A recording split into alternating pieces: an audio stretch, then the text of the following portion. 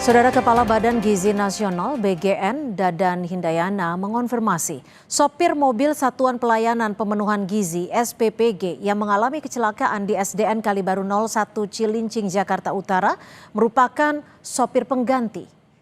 Dadan menjelaskan bahwa pelaku atau sopir yang mengendarai mobil SPPG merupakan sopir pengganti. Dadan juga mengungkap bahwa Kepala SPPG memiliki kebijakan untuk menggunakan jasa pengemudi pengganti jika pengemudi utama berhalangan. Dadan mengaku akan melakukan evaluasi menyeluruh untuk petunjuk teknis pembawaan makanan MBG ke sekolah. Selain aturan soal menggunakan mobil yang layak, juga soal penggantian sopir pengiriman MBG. Dalam juknis kami sudah tertulis bahwa mobil sebelum digunakan untuk pengiriman itu wajib dicek setiap hari. Dan dengan adanya kasus penggantian sopir ini kelihatannya menjadi insight baru bagi Badan Gizi Nasional agar KSPPG secara cermat mengganti atau memilih supir cadangan yang kualifikasinya sama. Polisi telah menangkap sopir penabrak siswa SD di Cilincing, Jakarta Utara. Pelaku masih diperiksa di Mapolres Jakarta Utara. Dalam pengakuannya, sang sopir mengatakan mobil rencananya akan diparkir di depan gerbang sekolah. Namun tiba-tiba mobil melaju menabrak gerbang sebelum menabrak siswa yang sedang berada di lapangan sekolah.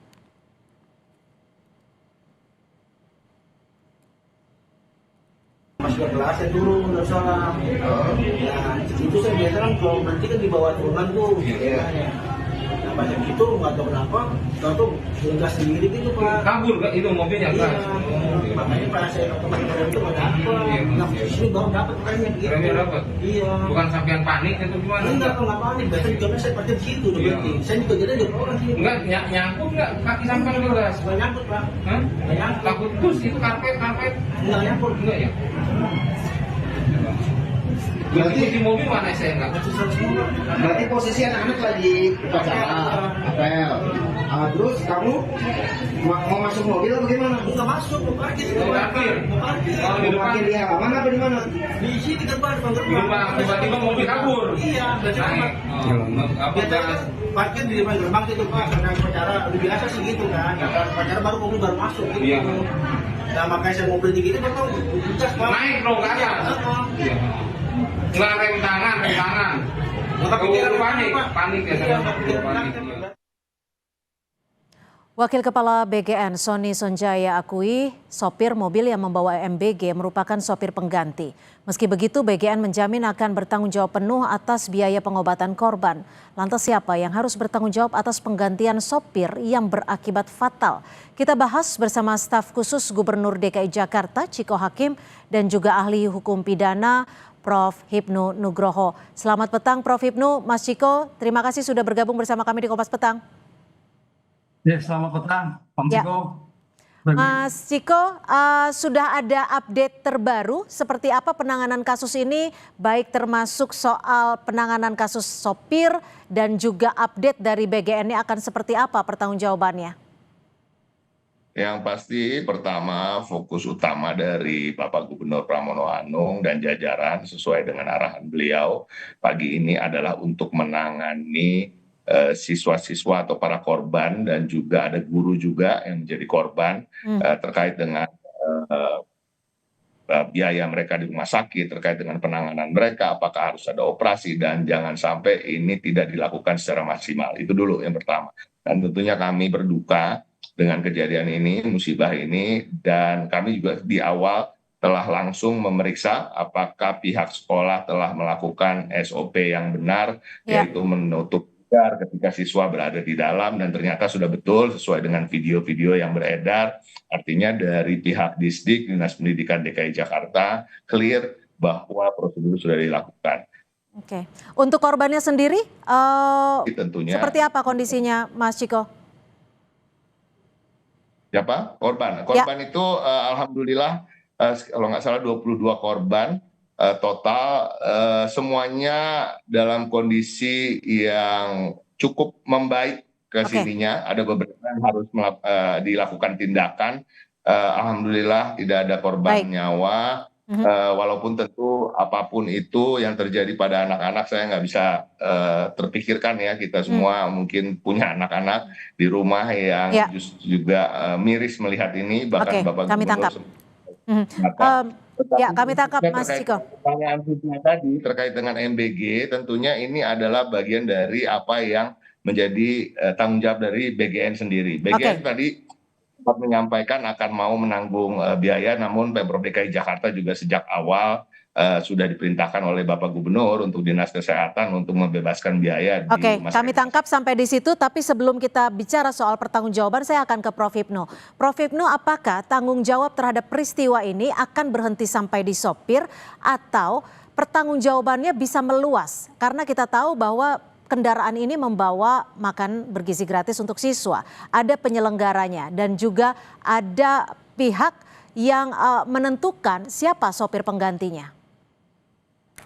Ya, begini Mbak, dalam konteks hukum pidana, melihat kasus ini adalah sebagai bentuk kelalaian, kekurang hati-hatian, kekurang penduga-duga. Kenapa kurang penduga-duga? Kita tidak tahu hasil investigasi dari Polda Metro. Apakah karena waktunya mepet, apakah karena kecepatan yang terlalu tinggi, atau karena waktu segera untuk disampaikan pada penerima. Nah, itu. Nah, oleh karena itu dalam konteks hukum sebagai bentuk pertanggungjawaban, mengenal pertanggungjawaban pribadi, Mbak, sebagai sopir. Itu kalau kita lihat. Tapi pertanyaannya, sopir itu kan bekerja. Bekerja apa? Dalam suatu korporasi, dalam suatu pemerintah. Lah, saya kira tindakan yang sudah dilakukan sekarang itu sudah cukup. Karena konteks itu ada pertanggungjawaban pada suatu institusi yang mempekerjakan atas kelalaian anak buahnya terjadi suatu kecelakaan. Di sini saya kira suatu sudah cukup pertanggungjawaban baik individu maupun suatu korporasi, katakanlah korporasi ya, dalam suatu MBG tadi. Ini sudah bagus karena kita kalau kita sampaikan dalam suatu penyelesaian pertanggungjawaban pribadi, Mbak, nggak ketemu. Kalau kita penyelesaian non litigasi, katakanlah RJ, pengembalian keadaan korban, pertanyaannya seberapa jauh mampu si sopir itu mengembalikan keadaan korban? Kan nggak mampu. Tapi gini Prof. Hipnu, kalau dari pihak MBG sendiri atau Badan Gizi Nasional bertanggung jawab untuk membebaskan atau menanggung biaya kesehatannya, biaya pemulihannya, apakah ini cukup?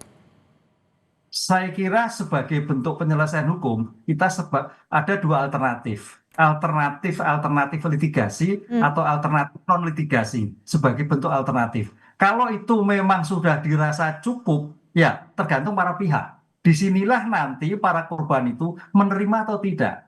Para pihak tadi, korban tadi itu ya sudah, karena sudah dilakukan suatu pengobatan, kemudian dilakukan dan sebagainya. Apakah menuntut ganti rugi? Pertanyaannya, kalau seorang sopir ganti rugi dari mana?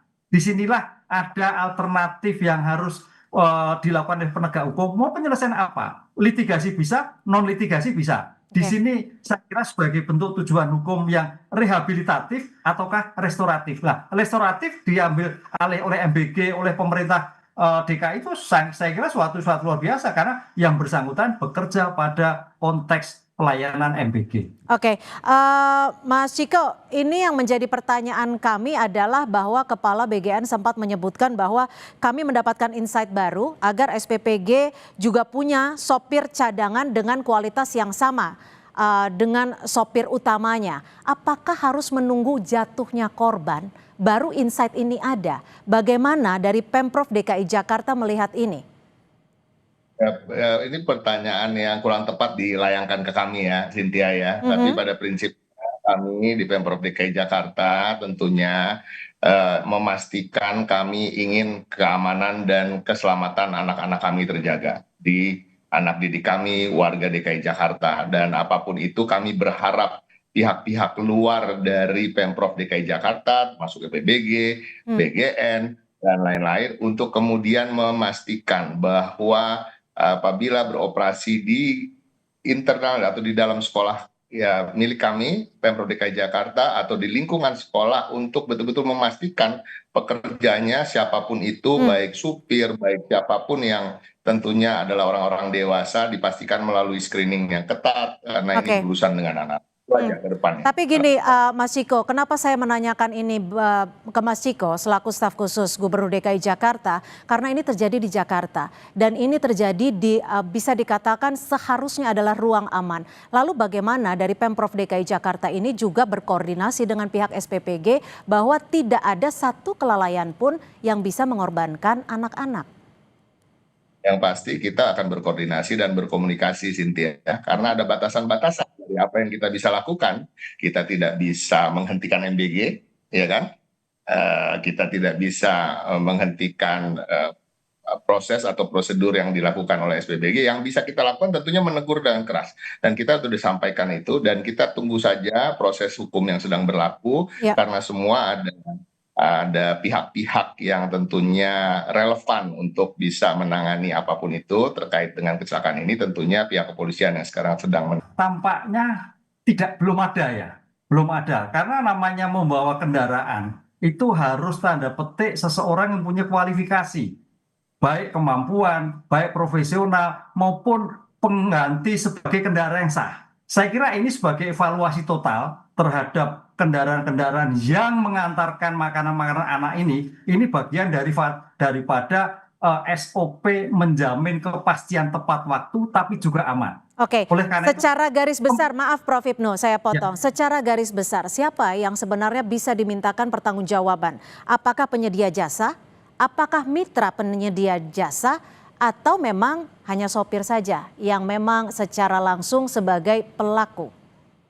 Ya, dalam pendekatan pidana sopir saja. Tapi dalam pendekatan perdata sebagai bentuk evaluasi restoratif pengembalian adalah yang mempekerjakan. Ini harus bertanggung jawab. Sebab kalau kita hanya melihat pada aspek pribadi pelaku, ya dia nggak punya apa-apa, Mbak. Mesti hanya masuk pidana nggak masalah. Itulah kelemahan pada RJ itu, kalau memang tidak mampu apa-apa ya sudah masuk tahanan, masuk pidana. Tapi apakah itulah? Disinilah saya kira pemberi jasa atau MBG harus memberikan kualifikasi perlindungan yang utuh.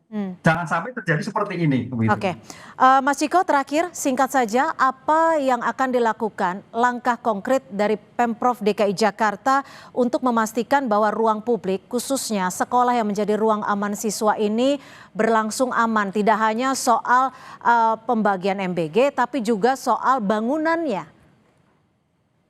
Yang kami bisa pastikan kalau kita melihat apa yang terjadi pagi ini, banyak sekali tayangan CCTV yang bisa kita lihat. Dan saya rasa dari pihak sekolah, dari pihak dinas pendidikan, tidak ada yang menunjukkan bahwa kurang memberikan rasa aman bagi peserta didik. Tapi apapun kadang-kadang bisa terjadi, Cynthia, semua musibah, dan seperti saya sampaikan sekali, satu dari sejuta kali, dan satu kali itu bisa terjadi dan bisa fatal. Dan ini harapan kami tentunya kerjasama dari semua pihak, dari pihak-pihak juga yang bekerja di lingkungan yang mendekat dengan sekolah dan anak-anak kami juga bisa mempekerjakan orang-orang yang lebih bertanggung jawab, lebih profesional, dan ke depan tentunya harapan kami ini tidak terjadi lagi. Terima kasih. Baik, terima kasih Mas Ciko Hakim, staf khusus Gubernur DKI Jakarta, dan juga Prof. Hipnu Nugroho, ahli pidana, sudah berbagi perspektif dan juga informasi di Kompas Petang. Selamat sore.